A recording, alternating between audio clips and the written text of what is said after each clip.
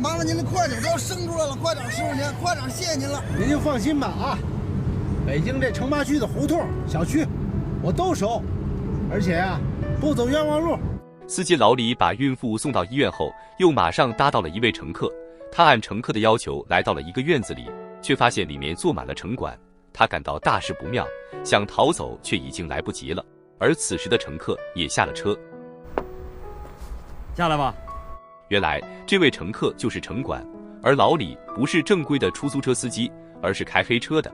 他每天在城管的眼皮子底下提心吊胆的生活，结果现在还是被抓了个现行。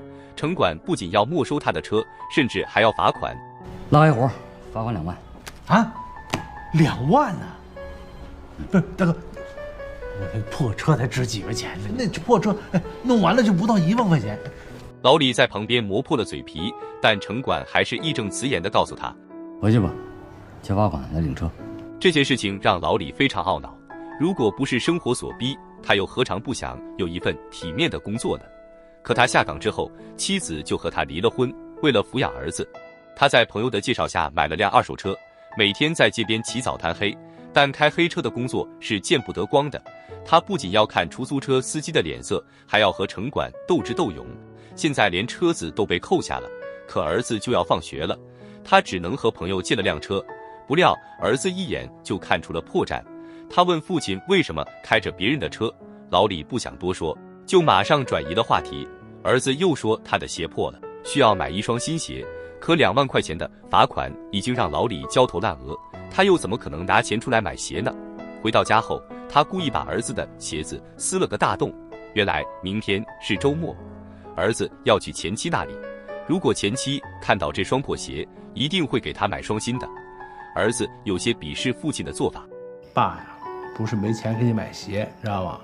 关键是不能便宜你妈，她把咱们爷俩给甩了，哪那么容易啊？咱们呢得死缠着她。第二天，老李就带着儿子找到了前妻，还碰到了前妻新交的男友。对方上前就介绍起自己：“我叫杨成，功成名就的成。”老李听了很不是滋味，认为对方是在炫耀自己。眼看3个人要一起去郊游，他的心里就更加难受了。自己年近40，却连一份像样的工作都没有，而眼下最要紧的事情还是赎车。他带上1叠钱来到了城管大队，还把钱递给了柜台的工作人员。对方小心翼翼地开始验钞，可老李却越来越心慌。他突然抢过钱，还大声地说道：“我说话从来没不算过，我在这一片是有头有脸的人物，竟然不信我！得来，车你留着吧，不要了。”对方一脸的疑惑，只有老李知道自己有多么心虚。他又来到了前妻小区的楼下，准备接儿子回家，可等了很久，几人也没有回来。他一气之下就选择了报警，还说有人拐走了他的儿子。等警察赶到之后，才发现这是一场误会。哎，你不对啊！哎，你这么做太不对了！什么人啊你是？你呀什么人啊？他是我儿子，你呢？你跟他吵什么呀你？我告诉你们啊，谁也别想把他从我身边抢走。没完了你还！回去的路上，儿子一言不发，老李很担心自己会失去儿子。为了赚钱，他就买了一辆新车，生意也相当不错。可儿子在学校却出事了，同学嘲笑他的爸爸是一名黑车司机，他一气之下就把对方的头打破了。老李知道后就不停地道歉，还表示愿意承担所有的医药费。一旁的儿子竟生气地跑了出去。老李又开始软硬兼施，儿子却大声地哭诉：“你能不能别再给我丢人了？我怎么替你丢人了？能不能别再开黑车拉黑活了呀？”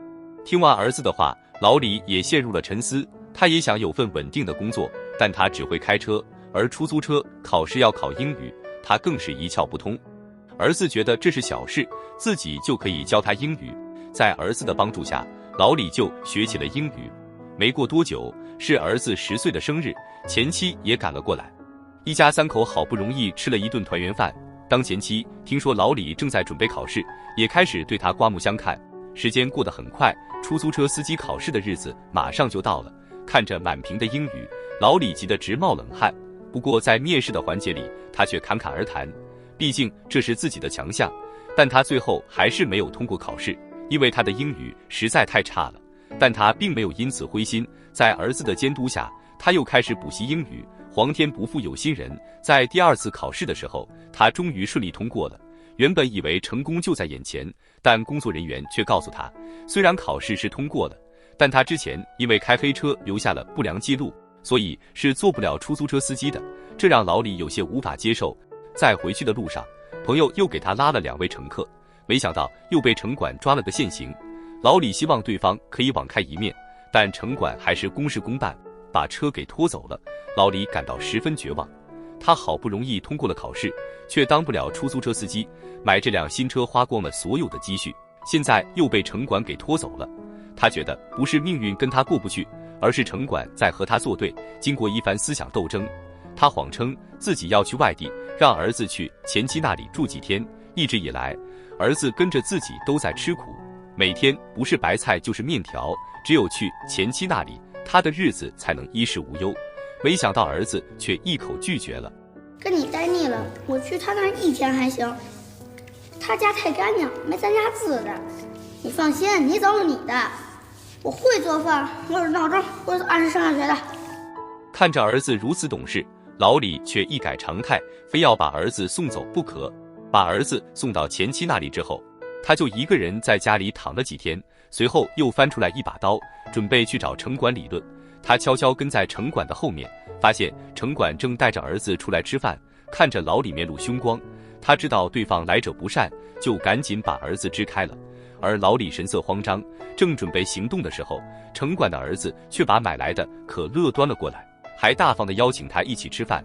但老李并没有打消邪恶的念头，他把城管叫了出去，还质问对方为什么不给他一条活路。我的工作就是抓黑车，那你给我指条道。考证为出租司机，合格的他们不发给我证，说我要开黑车记录。我把我们家所有的钱都拿出来买辆新车，还让你给收了。我活不下去了，你知道吗？你知道吗？眼看情况十分危险，没想到城管的儿子却以为老李是爸爸的朋友，还上前抱住他，希望他带自己去游乐场玩。看着孩子天真无邪的样子，准备动手的老李也想到了自己的儿子，他的儿子还在等他回去，他又怎么可以如此冲动呢？想到这里，他立马意识到自己的行为有多么愚蠢，他开始一路狂奔，随后就来到前妻家的楼下，和儿子紧紧地抱在一起。在这一刻，他才明白亲情有多么珍贵。